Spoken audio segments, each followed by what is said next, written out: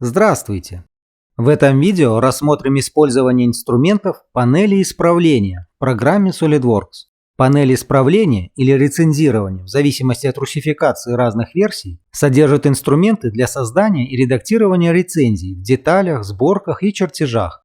В ранних версиях программы для создания рукописных примечаний требовалось сенсорное устройство ввода информации. Но начиная с версии программы 2020, рисовать объекты и добавлять примечания можно обычной мышью.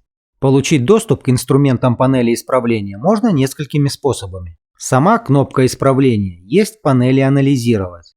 Также можно отобразить и отдельную вкладку. Нажимаем в любом месте на вкладках или инструментах правую кнопку мыши и в выпадающем меню выбираем вкладки «Исправление».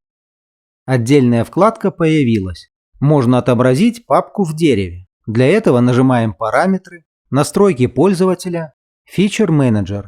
В разделе «Скрыть, отобразить элементы дерева» в списке объектов находим исправление. В данный момент выставлен параметр «Отображать автоматически». Это значит, что папка исправления будет отображаться в дереве только тогда, когда в ней есть содержимое. Этот режим полезен для экономии места в дереве. При этом вы не видите лишние папки, пока они пустые. Но для примера изменим значение на «Показать» для постоянного отображения папки исправления.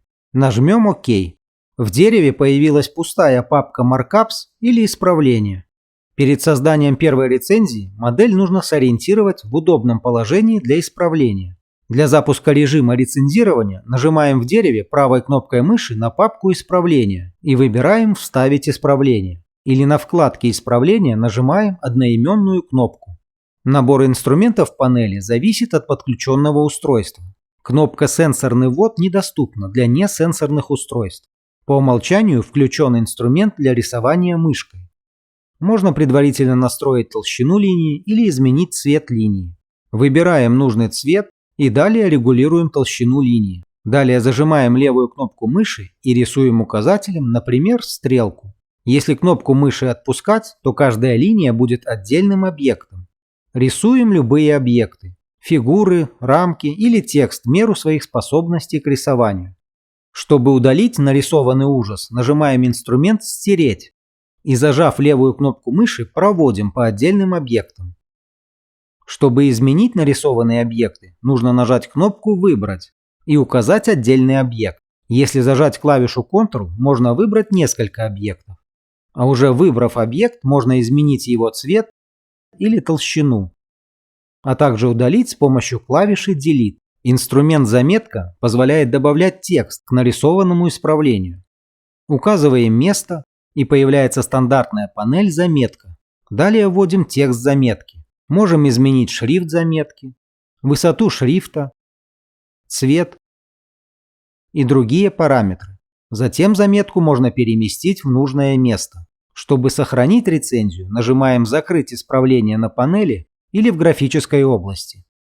В папке появилось первое исправление, но в графической области его не видно. Чтобы скрыть или отобразить исправление, нужно нажать «Отобразить, скрыть» и включить просмотр исправлений. Рецензия отобразилась. Но можно и отключить показ рецензий, если они мешают. Тогда при наведении курсора на исправление в дереве отображается предварительный просмотр исправления, а в графической области исправление показано в виде рамки с оранжевыми кромками. Если нажать на исправление, то предварительный просмотр закрывается, а исправление отображается в виде рамки с синими кромками. Отобразим исправление полностью. Если нажать на исправление левой кнопкой мыши в дереве или в графической области, то появляется контекстная панель инструментов, которая позволяет погасить или скрыть это исправление. Кнопка «Редактировать исправление» позволяет изменить созданное исправление. Но запустить редактирование исправления также можно, просто дважды щелкнув мышкой на исправление. Чтобы выйти из режима исправления без сохранения изменений, нужно нажать крестик или клавишу Escape.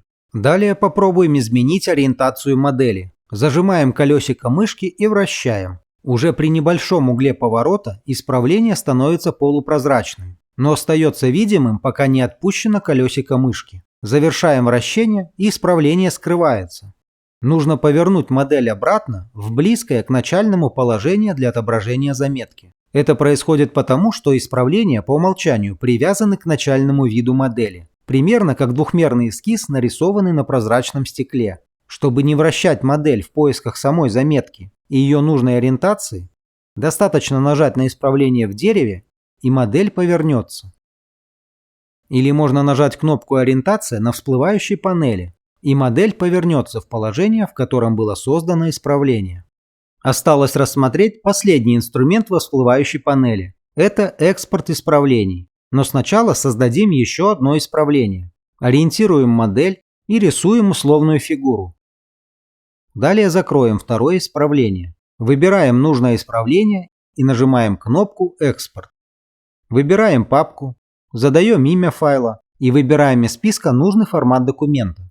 Исправление можно экспортировать как файлы с расширением PDF, BMP, JPEG, PNG или TIFF. Для экспорта нескольких исправлений зажимаем клавишу Ctrl, и если экспорт планируется в формат PDF, то выбираем исправление последовательно в порядке страниц будущего документа. Например, второе исправление выбираем первым, а первое исправление выбираем вторым. Нажимаем «Экспорт исправлений» и нажимаем «Сохранить». В результате создан один файл PDF. Откроем его. Он состоит из двух страниц. На первой странице расположено второе исправление, а на второй странице – первое исправление. Внизу каждой страницы указана дата и время создания, а также идентификатор создателя. Далее выберем два исправления в любом порядке и нажмем «Экспорт». Выберем для примера формат PNG и нажмем «Сохранить». Программа предупреждает о создании нескольких файлов. Нажимаем «Продолжить». Откроем папку и видим, что при экспорте исправлений в форматы, отличные от PDF, все исправления сохраняются в одну папку с указанным при сохранении названием, в отдельные файлы с именами из дерева конструирования. Откроем файл «Исправление 1», и в нем находится соответствующее исправление. А во втором файле сохранено второе исправление. Если нажать на исправление правой кнопкой мыши, то дополнительно можно воспользоваться параметром «Конфигурация свойства». Например, погасим выбранное исправление в конфигурации по умолчанию и нажмем «Ок». И теперь это исправление отображается только во второй конфигурации. Откроем эту конфигурацию. Первое исправление отобразилось, а второе исправление осталось доступным в обеих конфигурациях. И в заключении создадим чертеж из этой модели. Как видим, в чертеже не отображаются исправления, созданные в модели или сборке. Но здесь есть своя вкладка «Исправления», в которой можно создать рукописные замечания по этому чертежу. И на этом все. Спасибо за поддержку. Всего вам доброго.